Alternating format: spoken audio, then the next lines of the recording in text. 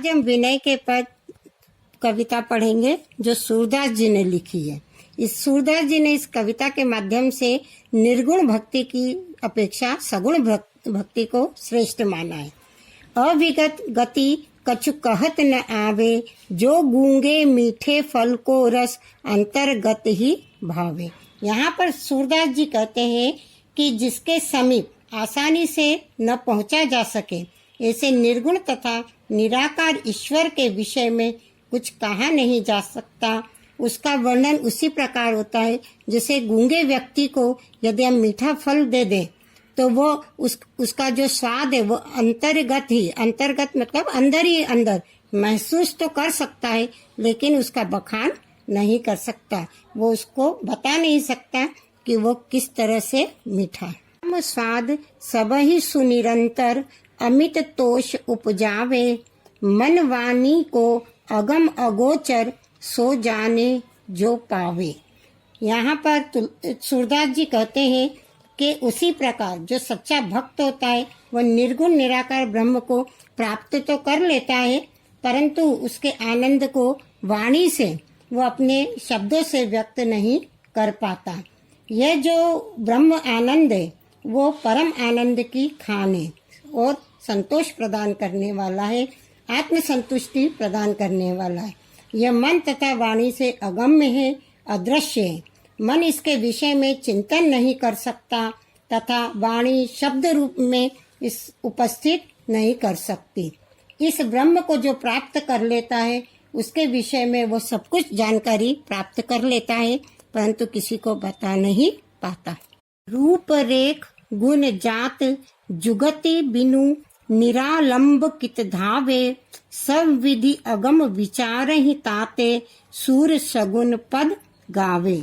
यहाँ पर सूरदास जी कहते हैं कि जो निराकार निर्गुण ईश्वर की कोई स्पष्ट रूपरेखा आकार वो गुण नहीं है, ऐसे ब्रह्म की उपासना नहीं की जा सकती है। यह निर्गुण ब्रह्म सब प्रकार से अगम्य और अगोचर है। इसलिए सूरदास जी कहते हैं कि मैं तो सब प्रकार से विचार करके निर्गुण ब्रह्म को छोड़कर सगुण ब्रह्म श्री कृष्ण जी की लीला की पदों का गुणगान करता हूँ। हे प्रभु ओ गुण चित्त न धरो, समदर्शी है नाम तुम्हारो, सोई पार करो। इक लोहा पूजा में राखत, इक घर बधिक परो, सो दुविधा पारस नहीं जानत, कंचन करत खरो। इन पंक्तियों में सूरदास जी कहते हैं कि हे ईश्वर, आप हमारे अवगुणों पर मन नहीं लगाइए, हमारे दोषों को ऊपर आप ध्यान मत दीजिए। आप सबको समान दृष्टि से देखने वाले हैं, क्योंकि आपका नाम समदर्शी है। आप सबके ऊपर समान दृष्टि रखते हैं। आपके लिए कोई छोटा बड़ा राजा रंग कोई भी नहीं है, सब आपकी दृष्टि में समान है। आप सभी को इस भवसागर से मुक्ति प्रदान करने वाले हैं। यहाँ पर उन्होंने समदर्शी का एक उदाहरण देते हुए बताया, एक लोहा पूजा में राखत, एक घर बधिक परो। एक जो लोहा रहता है वो पूजा में रखा रहता है, और एक जो लोहा है उसकी धुरी बनाकर शिकारी जो होते हैं वो पशुओं का वध करते हैं। तो लोहा दोनों है, लेकिन दोनों अलग अलग। एक वधिक के मांस काटने के काम आता है और एक पूजा घर में रखा जाता है। सो दुविधा पारस नहीं जानत, कंचन करत खरो। तो ये जो पारस पत्थर है इसकी प्रवृत्ति होती है कि किसी को भी स्पर्श करता है तो वो उसको सोने में परिवर्तित कर देता है। तो लोहे को सोने में परिवर्तित करता है, तो वो ये नहीं जानता कि ये जो लोहा है वो वधिक के घर है या वो पूजा घर में। वो तो दोनों को ही क्या करता है, कंचन कर देता है, मतलब सोने में परिवर्तित कर देता है। दोनों लोहे को सोने में परिवर्तित कर देता है। एक नार कहावत मेलो नीर भरो, जब दो मिली एक बरन भय, सुरसरी नाम परो। तन माया जो ब्रह्म कहावत, सुर सुमिली बिगरो। के इनको निर्धार कीजिए, के प्रण जात टरो।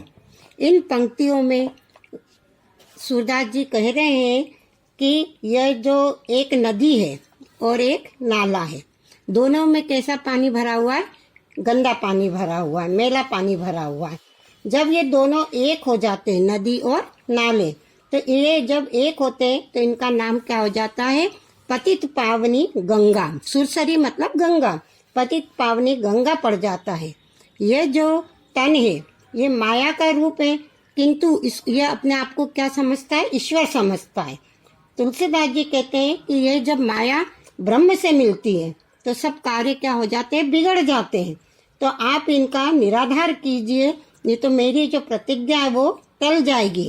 अर्थात मनुष्य को माया मोह के बंधनों से मुक्त करके आप इस भवसागर से उनको मुक्ति दिलाने का कार्य कीजिए और अपनी प्रतिज्ञा पूर्ण कीजिए।